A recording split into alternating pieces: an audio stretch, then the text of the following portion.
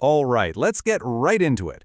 If you've been looking for the ultimate modern guide, the lazy pack, if you will, for the Weya ritual, then you have come to the exact right place. This is your absolute final chance to lock in some serious good fortune for the new year.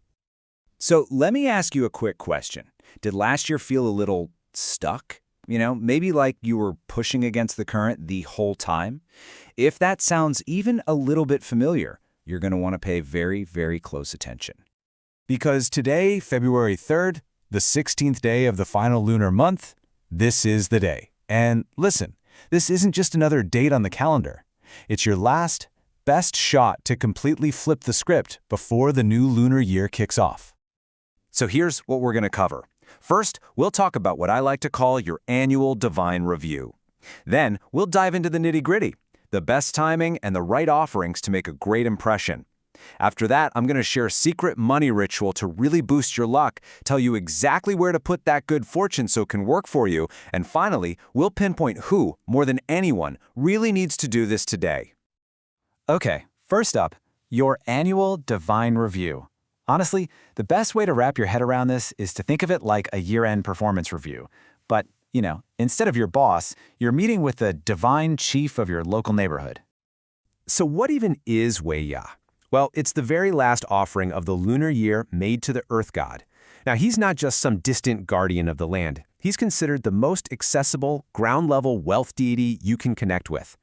Today is all about settling your annual accounts, thanking him for his protection over the last year so he can give you a nice divine boost for the new year ahead.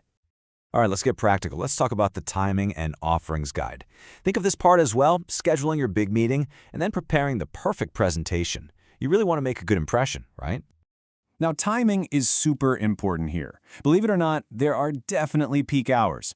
The absolute golden hours are between 7 a.m. and 3 p.m. That's when the energy is strongest and he's most receptive to your requests. If you're running late, you've got a window until 5 p.m., but I wouldn't push it. After 5, it's really not recommended, as the energy just isn't right for prayers focused on wealth. And when it comes to what you should bring to this meeting, here is the #1 thing you absolutely have to remember. The Earth God has a serious sweet tooth. Seriously, bringing him something sweet is like giving your whole pitch a little extra kick. Let's break down the best offerings. For sweets, mochi is a huge favorite because it's sticky, symbolizing its ability to make wealth stick to you. Peanut candy is great because it sounds like good things happening. And faigao literally represents promotions. For fruits, you can't go wrong with pineapple, oranges, and bananas. They symbolize fortune arriving, great luck, and inviting wealth. And this is crucial. Avoid the taboo stuff like guava and tomato.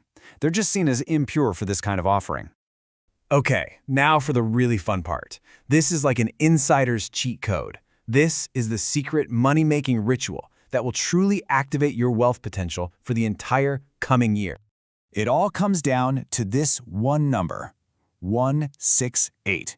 See, in Mandarin, it sounds like Yi Lu Fa, which basically means fortune all the way or to be prosperous all the way. This number is the very foundation of this entire ritual. So here is exactly how you create your very own Money Mother, which is basically a personal wealth attractor. Step 1. Prepare exactly 168 new Taiwan dollars. You need 2 50s, 6 10s, and 8 $1 coins. Step 2. Go to the Earth God, state your full name and your birthday, and respectfully ask him to grant you this Money Mother. Step 3, and this is important, you have to confirm he said yes. You do this by tossing the divination blocks, those red crescent-shaped pieces of wood. You're looking for one flat side up and one rounded side up? That means yes. Once you get that blessing, you seal the deal. Put the $168 into a red envelope and circle the main incense burner clockwise 3 times. And that's it. Your wealth activator is officially ready to go. And while you're there, here's a really powerful mantra you can say. It starts with gratitude for the past year, which opens up the path for the future. Then, you ask that the wealth of the coming new year enters your gate, and you wish for everything to be auspicious and prosperous. It's just so elegant, respectful, and incredibly powerful. Okay, so you've created your Money Mother, which is awesome. But you can't just toss it in a random drawer and forget about it. The final, crucial step is putting it in the right place to get it working for you all year long.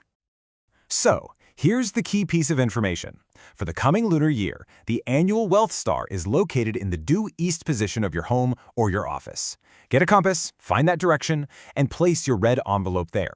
You can put it on a cabinet, inside a safe, or, and this is my favorite tip, put it near the tools you actually use to make money, like your work laptop or your business's cash register. And finally, let's talk about who really stands to benefit the most from doing all this. If you fall into one of these categories that we're about to show, you should consider this a non-negotiable task for today. This ritual is especially powerful for 4 groups. First, salespeople and anyone working out in the field. Why? Because the Earth God is seen as your divine supervisor, helping you connect with clients. Second, business owners. He acts as a guardian, attracting good customers and warding off bad vibes. It's also critical for anyone looking for a job or changing careers, because you're asking him to close out the old chapter and guide you to new opportunities. And finally, investors. You're asking for a steady hand and clear insight for the year ahead. But after all the steps, all the offerings, and the specific locations, what truly matters, what this all boils down to, is one simple thing. The absolute core of this entire ritual is just sincerity. You can have the most perfect offerings in the world, but if your heart isn't in it, it just loses its power.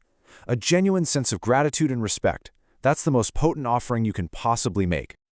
So that brings us to the end of the guide. We've covered the why, the when, the what, and the how. The only thing left to do now is to actually do it, which leaves me with just one final question for you. Is your tail end feast moji ready to go?